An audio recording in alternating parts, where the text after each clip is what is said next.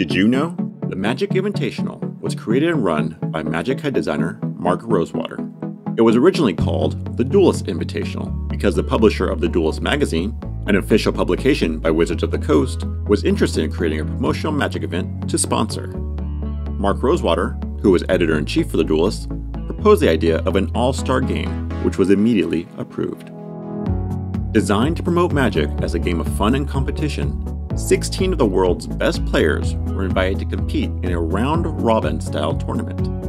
After 15 rounds were finished, the two players with the best results would play each other one last time to determine the winner. Because budget was limited, Mark Rosewater made the grand prize an invitational card that granted the winner the opportunity to design their very own Magic card, with their likeness depicted in the art.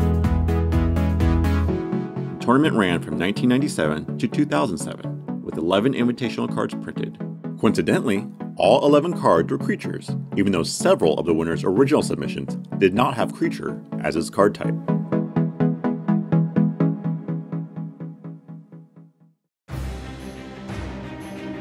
The first Magic Invitational took place in Hong Kong and was held alongside the very first GP. The winner of this event was Magic Hall of Famer Ollie Rade. Even though Ollie Rade was the first player to win the Invitational, his card did not get printed until 5 years after his Invitational win. By that time, 3 other Invitational winners had already designed and printed their Invitational cards. So why did it take so long? According to a Magic Arcana article from 2002, Ollie Rade had no interest in making a serious card, and his first submission was called World of Bums that read, 1 red mana, enchant world. There was no rules text, and its only purpose was to destroy other enchant world cards, due to the ruling that only allows 1 card with the enchant world type in play for both players.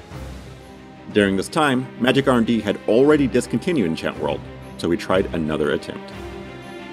Ollie Rade's second submission was an interrupt spell called Crazy Counterspell. It would counter target spell and then return to the top of its owner's library to be drawn and cast again. Magic R&D found this card to be broken and his design was rejected. From there, Magic R&D did not receive any further design submissions from him. After 3 invitational cards were printed, Ollie Rade finally came through with a design that would get approved. His initial concept was a 1/1 creature for 1 green that could make a creature untargetable by returning a forest to its owner's hand.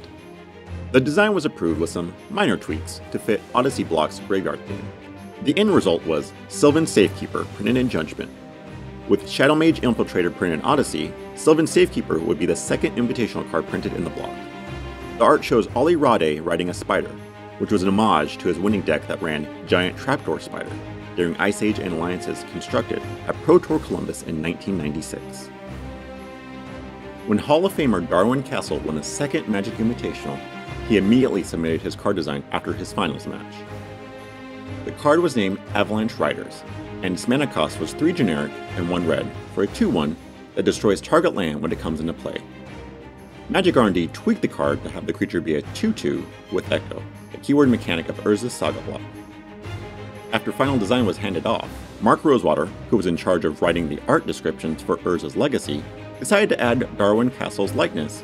Since this would be the first invitational card printed, the idea of having the invitational winner's likeness in the art became tradition.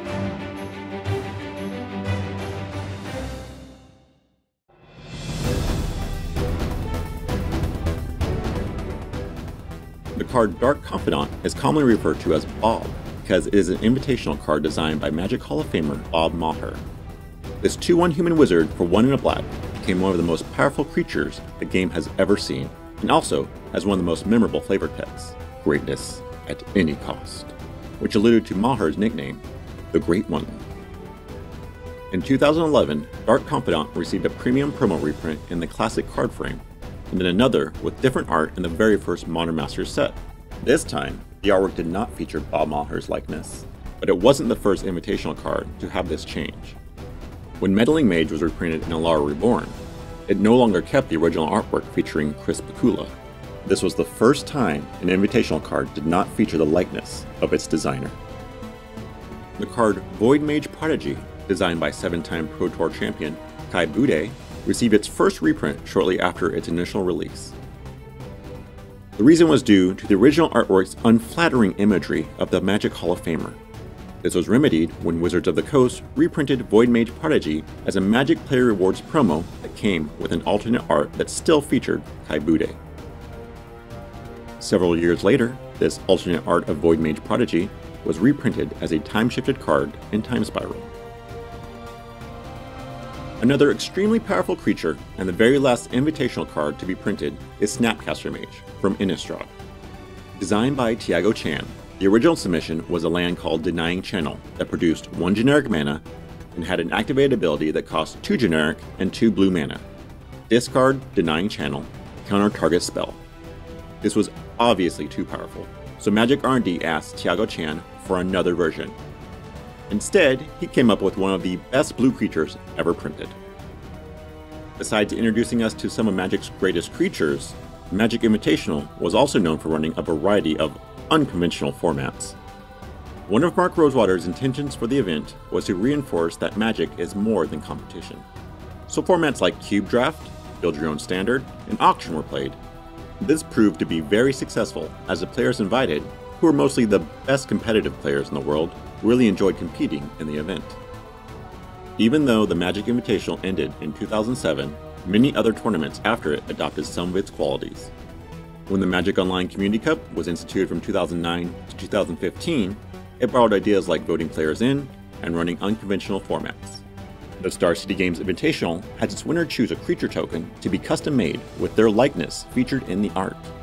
And the 2012 Players' Championship, which evolved into the World Championship, only invited 16 of the year's best players, the same number invited at every past invitational.